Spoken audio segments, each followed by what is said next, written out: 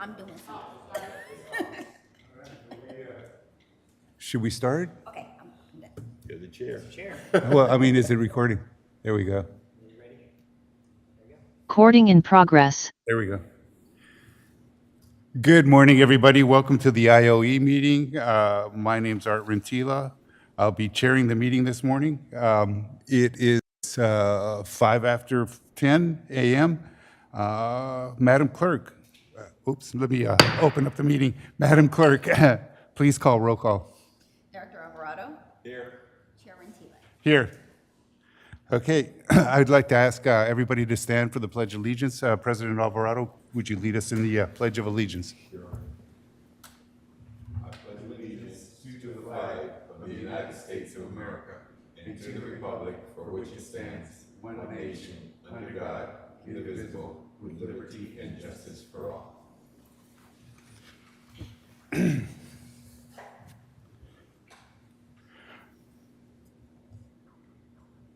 All right, now is the time for public comment for items not on the agenda. Madam Clerk, have we received any public comments? We have not. If Okay. anyone has any comments for items not on the agenda, please approach the podium or raise your hand in Zoom. Seeing none, we have no public comments. Thank you. Interim Deputy General Manager Justin Lovell, could you please lead us through the rest of the meeting? Item 1 on the agenda is to accept the minutes of the September 17th, 2024 Infrastructure, Operations, and Environment Committee special meeting. Madam Clerk, have we received public comments on this item? We have not. If anyone wishes to comment, please approach the podium or raise your hand in Zoom. Seeing none, we have no public comments. Can I get a motion to accept the minutes? So moved. Seconded. All right. Item 2 is to receive a presentation on the status of the 2024 master plan. Madam Clerk, have we received public comments on this item? We have not. If anyone wishes to comment on item 2, please approach the podium or raise your hand in Zoom. Seeing none, we have no public comments. All right. I'd like to introduce Judy Chen, and Support Manager, and she will introduce this item. Thank you. Good morning. Good morning, Chair Rentila and member of the committee. My name is Judy Chen. I'm the Planning and Support Manager with IMP Department. Today, we would like to present you the 2024 Master Plan. Can you hear me? Good? Okay. Today, we would like to present the 2024 Master Plan status update. We have been here multiple times as well as at the board meeting. We want to make sure that we continue to provide the status update each time we hit the milestone so that the committee member and the board of director has the opportunity to ask questions, provide feedback, suggestion, and recommendation. So today's presentation is going to break down into 4 sections. The first section will talk about the goal and objective of why we are doing the master plan. We want to make sure that we continue to stick with the original goal and objective so we don't lose sight of it. All right. The second section will walk us through the detail of how we set up the vision and goal and level of services for master plan. We will provide the detailed explanation of the process and step that we take. The last 2 sections will provide a status update of what we have done since our last update in this IOE committee, as well as what is coming in the next couple weeks and months. So today we have 2 presenters. One is Armando Hodge. Armando Hodge is our West County Wastewater Engineering 3. He is the project engineer who is providing the technical opinion to the project, as well as serving as a project manager to ensure that this project is successfully executed and bring to the completion. He also facilitate and coordinate with the internal key stakeholder to ensure that all the feedback is collect to make sure that the master plan is a collective effort, and also coordinate with the external consultant. Ray David is the consultant from Corolla. He will also present the last 2 sections of this master plan update. He is also an instrumental part of this project. So with that being said, I'm going to hand it over to Armando.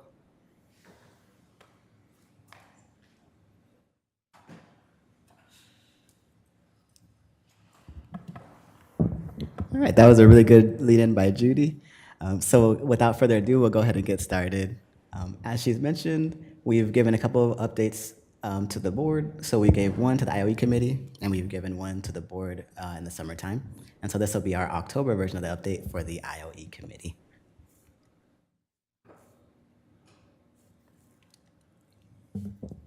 And so just to go ahead and recap the agenda for today, we will have the master plan background.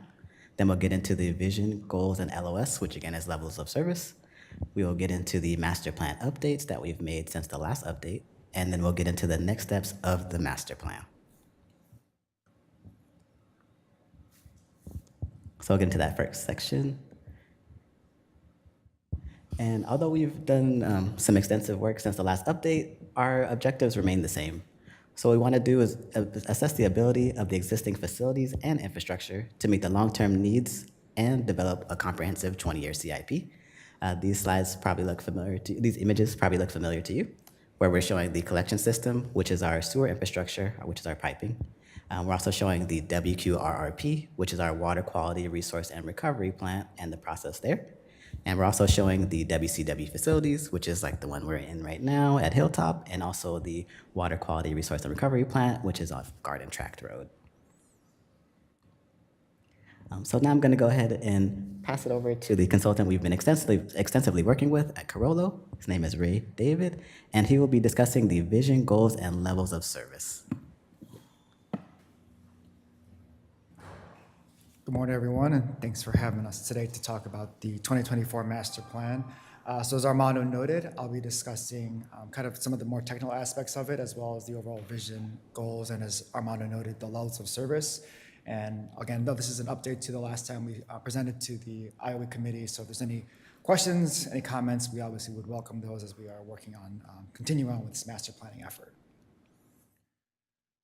So as a reminder of kind of the different steps that we took at the very beginning of this process, it was important for us to establish the goals of the master plan as any kind of document of this, I guess, that combines all of these different groups, different departments, a lot of stakeholders. We wanted to make sure that we understand what the goals were that we wanted at the end of this project. So to do this, we wanted to identify at the very beginning what were the goals, level of service, and the screening criteria. That latter item is very important as we look at analyzing the collection system, the facilities, and the plant. If we identified as part of this effort any needs due to a regulatory need, if there's a capacity need that we identify, how are we going to evaluate different alternatives that may all solve the problem, but is there one that may be more beneficial to West County wastewater, kind of what you're looking for as a team, kind of the service area, as well as the areas that you serve. So that's why it was important for us to establish this very early on. So to do this, we went through these 5 various steps here. One of them was to review what you already had kind of in the books that's already been memorialized. So looking at the strategic plan, for instance. We used that, then we also met with the West County wastewater staff to discuss any concerns that they have about kind of what's ongoing, kind of recent history that may impact how we want to establish those goals, level of service, and evaluation criteria. And then step 3 was actually kind of defining those goals. This was one of the first sections that we wrote in the master plan. It was important, again, for us to keep those goals in mind as we work through each task, subtask, sub-subtask to make sure that those goals never kind of lost sight as we work through the master plan. Then we also established what the levels of service were. So again, this is very important as we look at the collection system. What kind of storm event are we looking for to make sure that the system is kind of meeting that base threshold? Similarly, at the plant, what is the level of service from a regulatory standpoint? As I'll get into during this planning period, the new watershed permit was drafted, released, so that was something that we wanted to establish as part of a level of service. And then finally, again, as I noted, that screening evaluation criteria, when we look at different alternatives, how do we select what we're going to recommend, and ultimately, as part of this effort, include in the 20-year CIP that really kind of is the final piece of this entire master planning effort. So to go through this, like as I mentioned, we went through the strategic plan, but also we received a lot of great documentation from the West County wastewater team Armando and Judy and all. So as beyond the strategic plan, we looked at the pipe prioritization information that's been shared with us, but also the kind of ongoing and current CIP, and also what's been shared with us about what's coming up from that standpoint. So all of this is being kind of looked at inclusively to establish what the goals are for this effort. So I know this is very hard to read here, but ultimately what it came down to is we looked at the strategic plan, we looked at the master plan that was last done in 2014, and then looked at where we sit today, and then also where we're looking to go over the next 20 years. And that helped us establish the goals that we put together for this master plan, which really much, I guess, significantly parallel with the strategic plan. So as you can see, they're broken down by technical, environmental, social goals as well, and then kind of financial goals. So all of them are shown here. If you have any questions on them, please let me know. But again, ultimately, the intent here was that we cover a broad range of areas that are important to West County, but also in a manner that we can actually kind of both qualify and quantify as we're working through the master plan to establish what is the right approach for West County on these different parameters that we'll be looking at. So next I'll get into an update. Again, the intent of this section here is to update you since the last time we presented to the IOE committee, which is around the 30%, 60% mark. We're kind of at that 60%, 90% completion portion of this master planning. So just to give everyone a sense of where things stand. And then kind of our move towards the end of the year, which is when this is intended to be all completed from the master planning standpoint.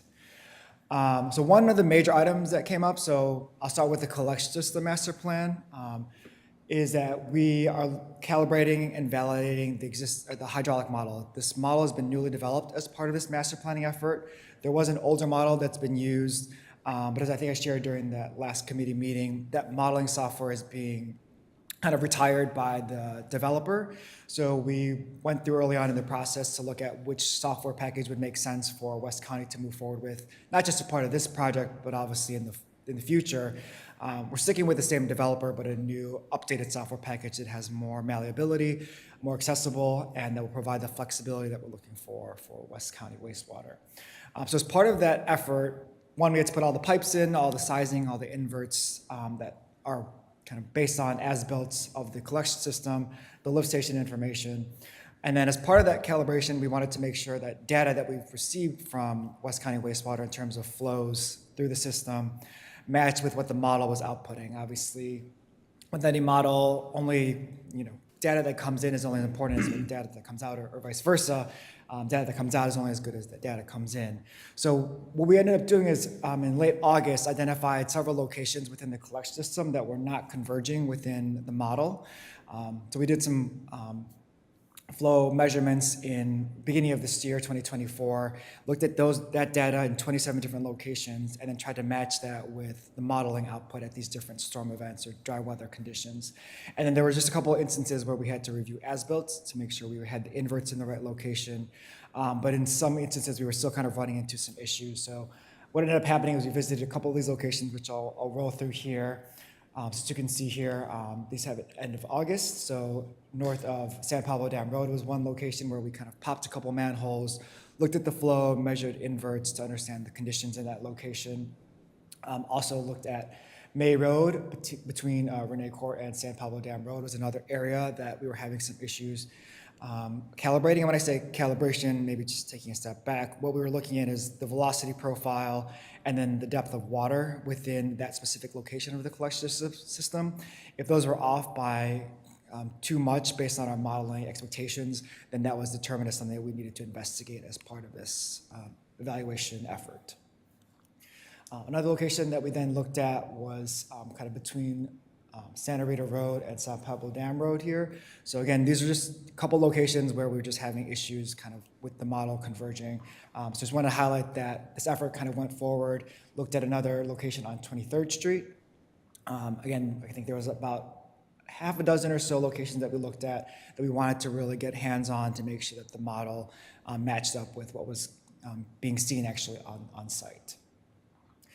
So this is kind of maybe a breakdown of that effort. What ended up happening is we took that information. What we looked at was things that were identified helped us kind of explain what was happening or what we were seeing in the model. For instance, in a couple locations, we know kind of put it in the model, so that kind of threw things off a little bit in terms of the depth, for instance, that was present in the model versus what's actually present on site. There's some settlement that maybe we looked at in some of those locations that also explained some of the differences that we were seeing. So that all helped us formally and finalize the calibration of the entire hydraulic model for the collection system. So these are the different items that were shown here that are kind of the entirety of the hydraulic model development process. It works kind of top to bottom. The items that are grayed out are completed. The item that's in purple actually is also generally completed as well. So the intent was to build the model, do that field data collection effort. Then we went into the evaluation criteria. So again, the evaluation criteria matches up with the goals that we talked about earlier on. So looking at what size and what flows we would need in the collection system to move forward with and be comfortable with. The items that are at the bottom there, the green and the blue, are what we're finalizing now. So we're looking at the existing system, again, making sure if there's any current capacity needs.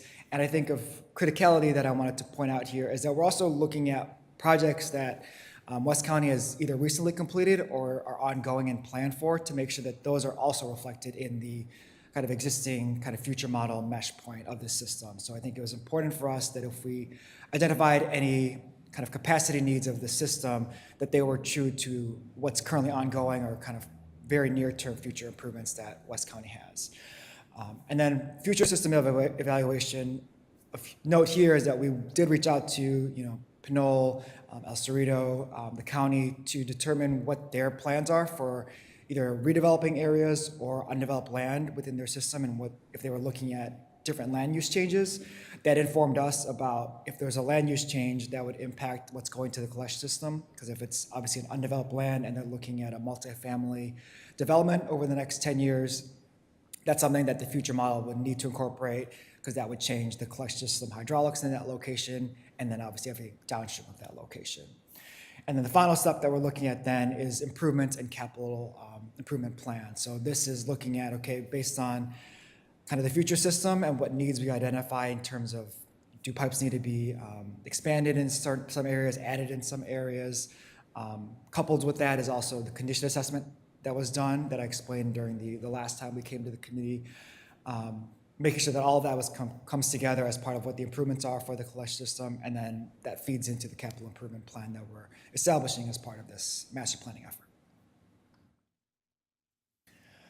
So again, this is looking at the various monitoring. So this is now, I kind of went into the weeds a little bit now, kind of just stepping back and looking at the full-blown look at the collection system. So we did flow monitors, again, in 27 locations, and those were the locations that I mentioned we wanted to calibrate on, since we had real data captured from middle of January through the middle of March of this year. So importantly, and just to point out, that is during the wet weather season. So we wanted to look at that dynamics of that more turbulent time of the year when it comes to flow.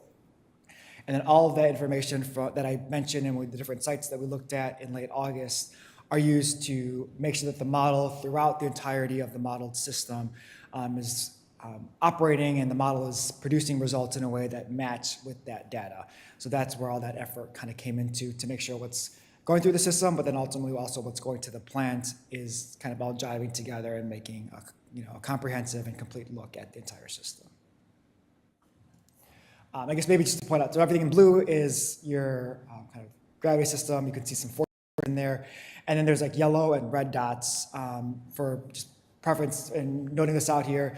Those are the locations that either there was the red dots are where we had a monitor at the 2014 master planning effort that were removed this time around, and then they were relocated in different locations based on the evolution of the collection system, where it made better sense to locate a flow monitor to get the most updated information for this calibration and model build-out effort.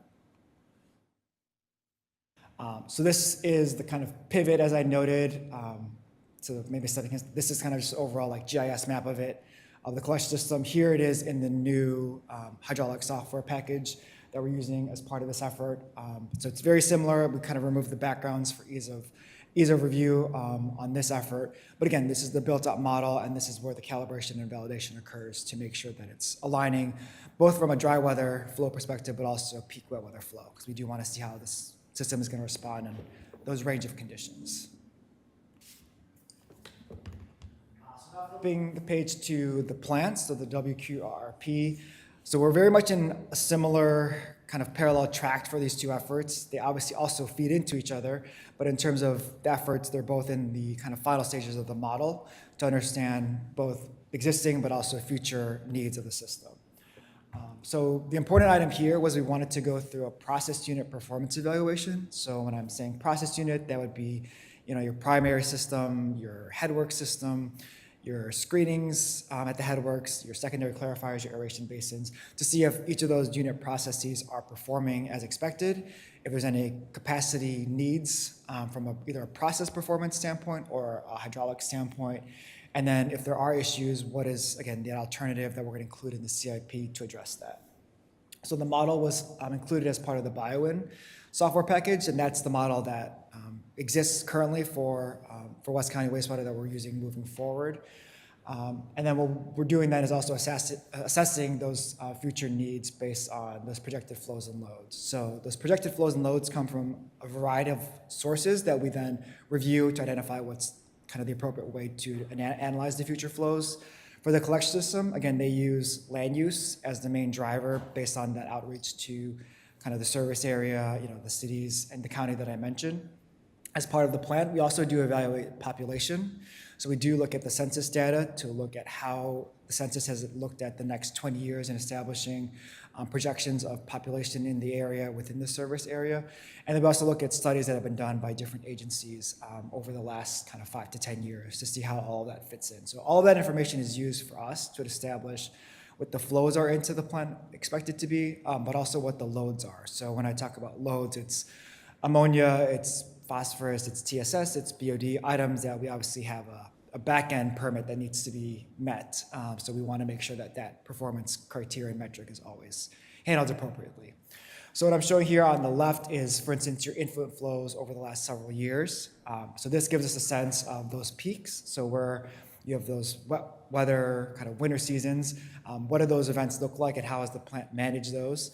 And then on the right is kind of effluent concentrations. So again, these are what is permitted and what needs to be monitored to make sure the plant is performing where it needs to be based on, again, those BOD, TSS permit limits.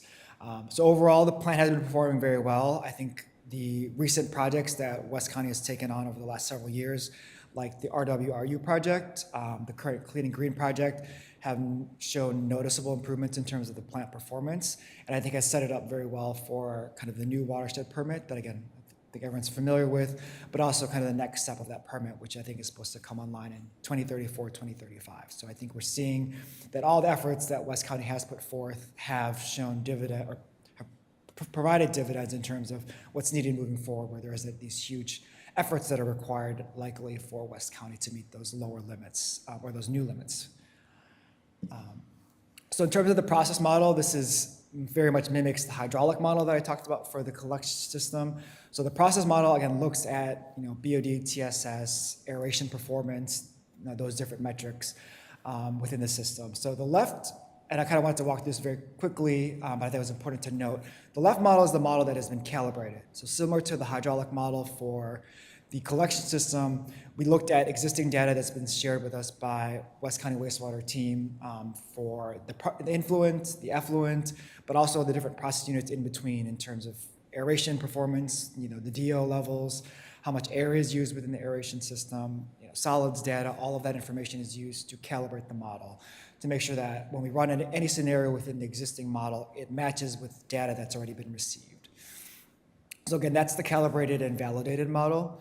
On the right side, though, as you can see, there's a lot of, it's hard to read obviously at this scale, but there's a lot of different boxes and icons there that are not in the model on the left. So the model on the right reflects the Clean and Green project being online. So obviously some of those process units are either in operation, are in startup, or are kind of going to be online in the next several months here.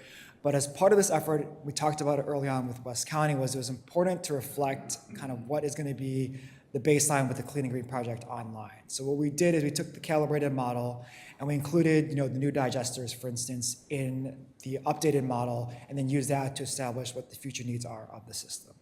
So that's kind of wanted to denote that difference of the systems, and that we are looking again at the Clean and Green or the post Clean and Green project as being the baseline for this entire effort.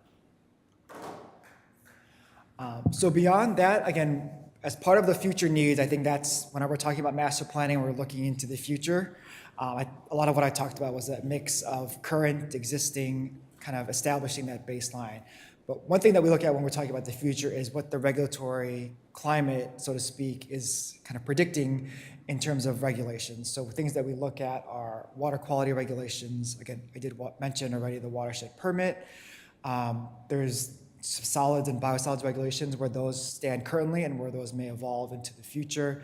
Other items like air quality regulations, we do look at existing permits. If there's like a Title V permit, we make sure that that's reviewed as part of this effort, and then what that may look like in the future. And then if there's any other regulatory items of significance, for instance, we know about the West County's climate adaptation plan, making sure that's reflected in the master planning effort. The living levy effort, obviously, is something that we've established and looked at as part of this entire document here. So all of that is, again, looked at to establish these kind of the regulatory, the climate change, and the resiliency aspects of this entire effort. And there's a separate chapter devoted just to that item, because we know that it's important for us to establish that moving forward as part of this project. And then the other item here, so we talked about the collection system, we talked about the WQRP, but then we also looked at the WCW facilities, and that's a separate volume of the master plan. And this is looking at a lot of spaces where the kind of West County wastewater team generally works day to day, site access to these different locations, what are the needs in these locations based on the needs at the plant. Again, what we're looking at for the plant is a lot of the data in terms of what the plant needs to do to perform. But then this facility side looks at, okay, what does the kind of O&M team need to do? What does the engineering team, planning? What do they need to actually do their jobs to establish and meet the needs and demands of the collection system and the WQRP? So what we're seeing here is the facility. So on the left is the WQRP, and the items that are kind of in the blue, light blue color, are the areas that are focused as part of the facilities plan evaluation. The right is where we're sitting here today, which is the main office. The intent here was to look at previously conducted condition, technical, and code assessments that have been done on these spaces, looking at the current footprint, and then what we've heard from the West County team about future needs, whether it be more space for larger meetings, whether better be more space for office space or more cubicle space, a bigger laboratory. All of that's been discussed and shared with us by West County that we're establishing and memorializing within this volume of the master plan. So here's looking at, again, previous efforts for the facilities master plan. In 2014, it was called the District Facilities Master Plan. As part of this effort, it's the WCW Facilities Master Plan. So again, it's looking at the space needs evaluation. Is there enough space for the number of staff currently, but also into the future? In terms of the work style that everyone is looking for, is it kind of conducive to that work style?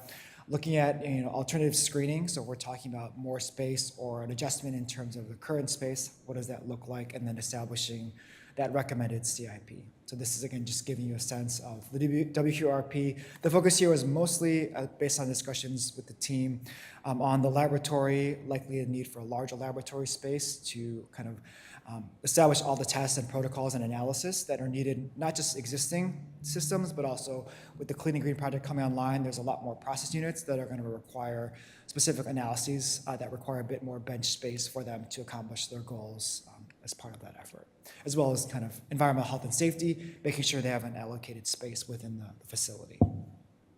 And then here's a look at the kind of layout of the space planning project that was recently completed about 4 years ago by Leonakis, looking at kind of the footprint and doing some high-level looks at how much space is available and then what needs to happen in the future. As part of where we're sitting here today, I was also looking at not just the administrative building or the main building, but also of the CSO facility and kind of the needs that they have there. So I think with that kind of summarizes a lot of the technical aspects with this effort. These are the items that have been completed to date. I'm going to pass it along to Armando to kind of take us through kind of the final steps that we have for this effort.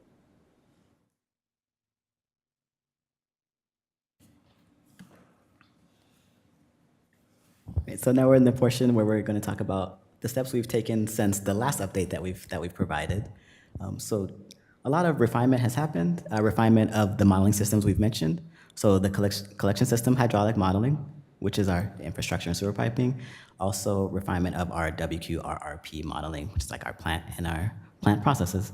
Also continuing to review the regulatory requirements and climate change impacts to see how our current practices impact the environment and also affect climate. We're also continuing to review the facilities master plan that Ray has mentioned. We've received the 60% documents, taken a good look at them, made comments, and provided them back to our consultant, who we are diligently working with. We've also had several workshops where we've looked at WCW facilities, WQRRP processes, and our collection system. And we've had a continuous stream of monthly progress meetings that have been very beneficial to this process.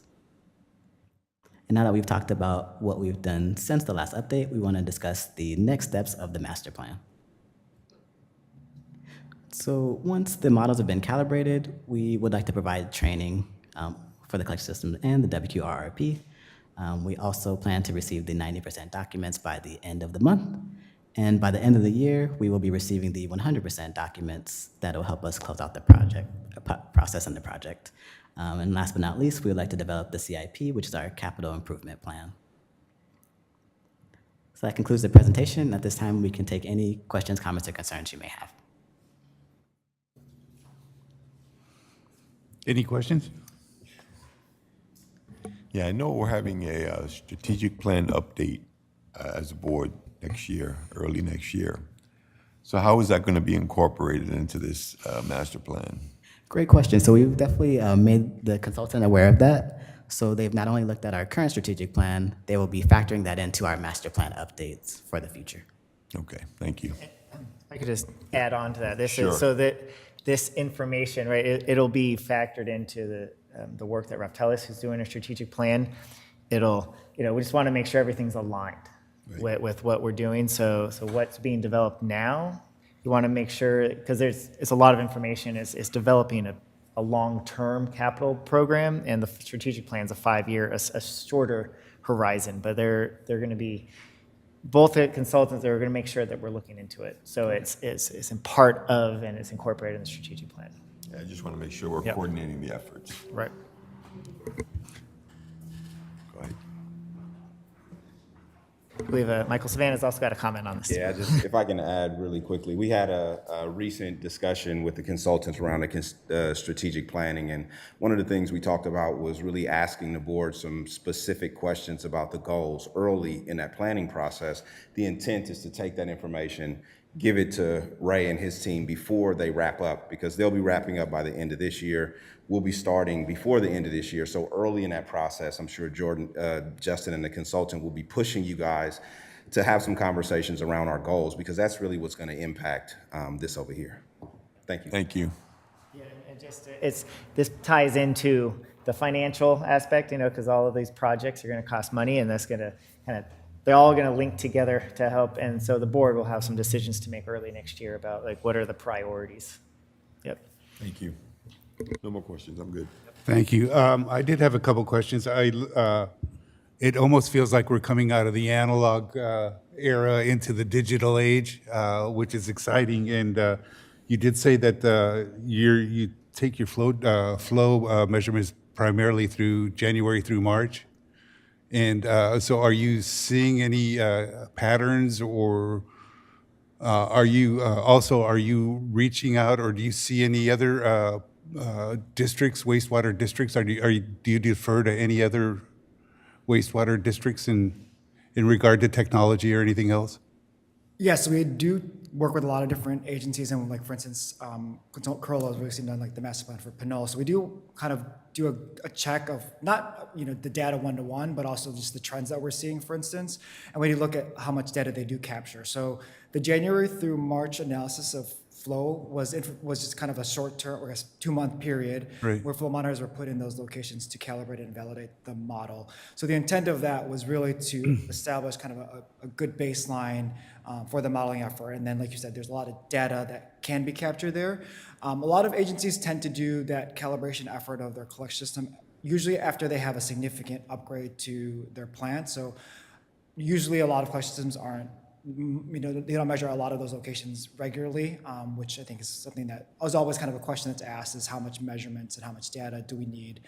So I think the intent here, and this might be something that is going to be still too early to tell for this effort, but as part of a recommendation would be about any kind of long-term measurements that might need to be kind of within the collection system.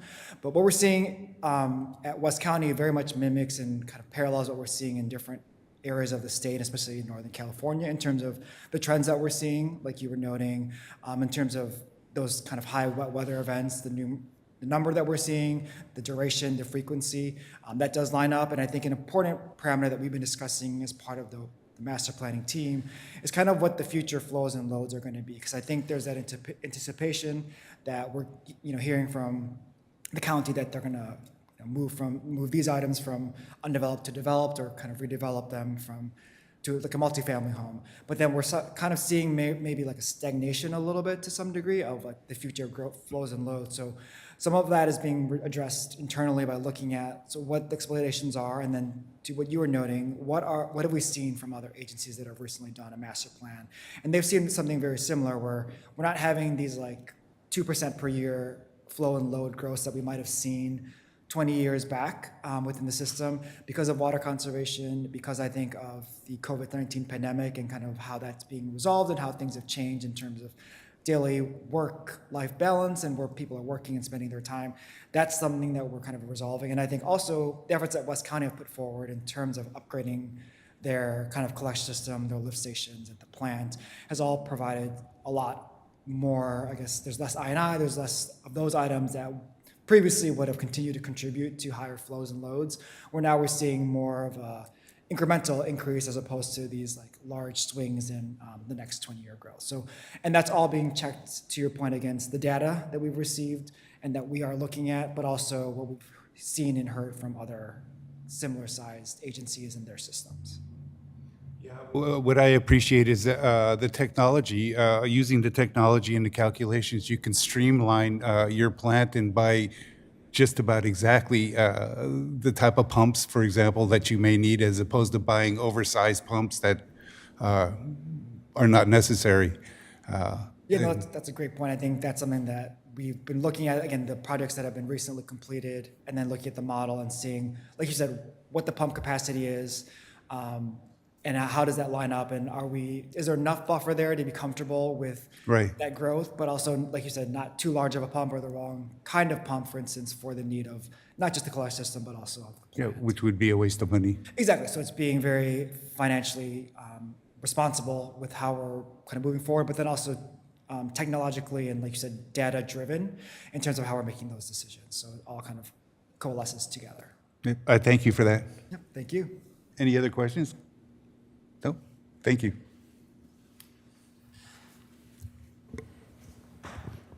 All right, so this item, I believe, is planned to be also to the full board at our next board meeting. Do you have an update? So next on the agenda is item 3, reports and issues or matters pertaining to the work of the committee. Madam Clerk, have we received public comments on this item?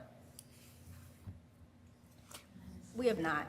If anyone wishes to comment on this item, please approach the podium or raise your hand in Zoom.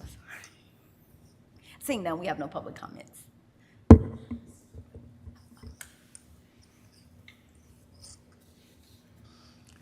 Well, I guess at this point, we've said all we could say for this meeting.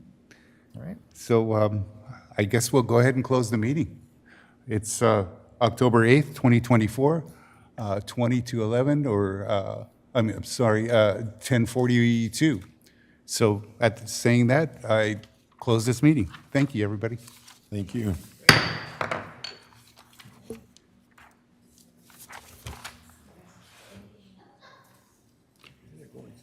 I didn't see anyone on the, you going to the book tour in Friday? No, they're all drunks. A lot of those guys will just get hammered, and the next thing they're talking like Superman. Hey, they used to call it the booze cruise, And you get to see the Blue Angels, you know that, right? right? You What? get to see the Blue Angels. Oh, yeah. You can see them on TV.